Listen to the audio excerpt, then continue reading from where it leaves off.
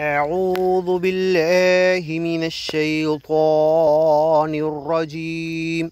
بسم الله الرحمن الرحيم. وما أبرئ نفسي إن النفس لأمارة بالسوء إلا ما رحم ربي إن ربي غفور رحيم.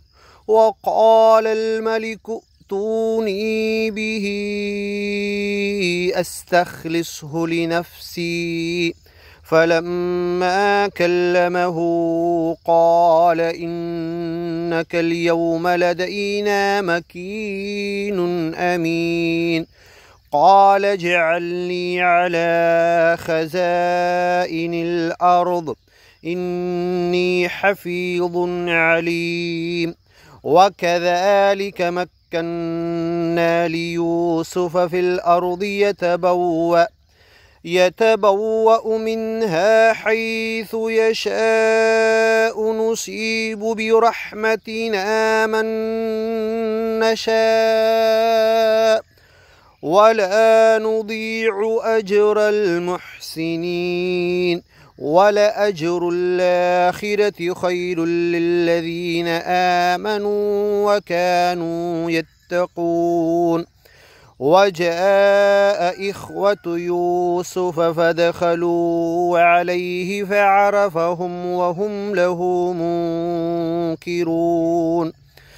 ولما جهزهم بجهازهم قال ائتوني بأخ لكم من أبيكم ألا ترون أني أوفي الكيل وأنا خير المنزلين.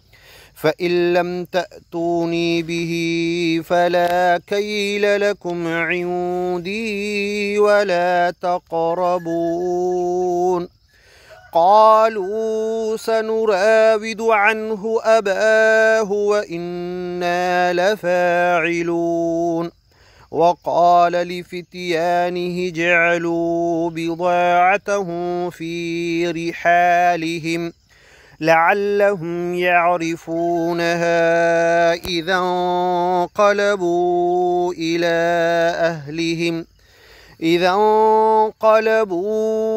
إلى أهلهم لعلهم يرجعون. فلما رجعوا إلى أبيهم قالوا يا أبانا منع منا الكيل فأرسل معنا أخانا نكتل وإنا له لحافظون. قال هل آمنكم عليه إلا كما أمنتكم على أخيه من قبل فالله خير حافظا وهو أرحم الراحمين. ولما فتحوا متاعهم وجدوا بضاعتهم ردت إليهم قالوا يا أبانا ما نبغي هذه بضاعتنا ردت إلينا ونمير أهلنا ونحفظ أخانا ونزداد كيل بعير ذلك كيل يسير. قال لن أرسله معكم حتى تؤتون موثقا من الله لتأتونني به إلا أن يحاط بكم. فلما آتوه موثقهم قال الله على ما نقول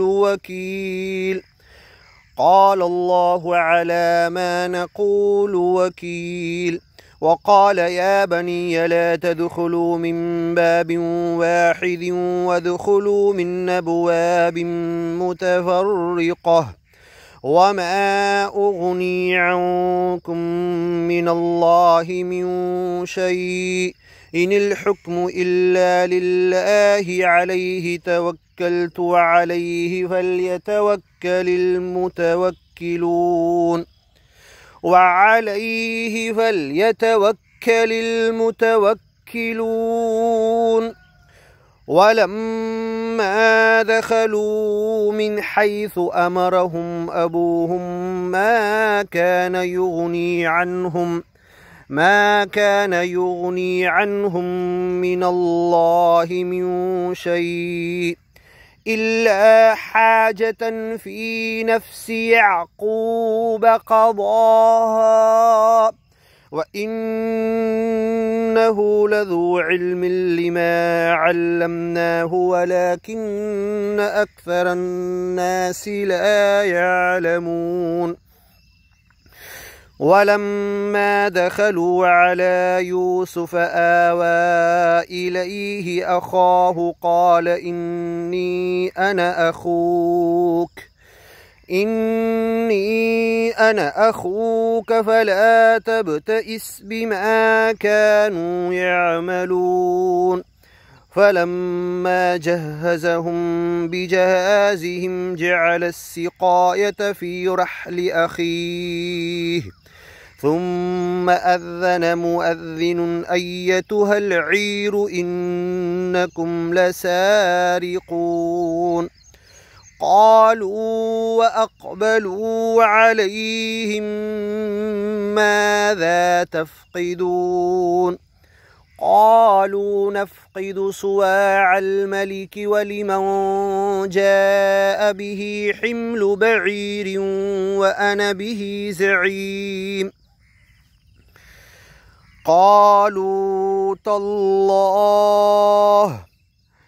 تالله لقد علمتم ما جئنا لنفسد في الأرض وما كنا سارقين قالوا فما جزاؤه إن كنتم كاذبين قالوا جزاؤه من وجد في رحله فهو جزاؤه كذلك نجزي الظالمين فبدأ بأوعيتهم قبل وعاء أخيه ثم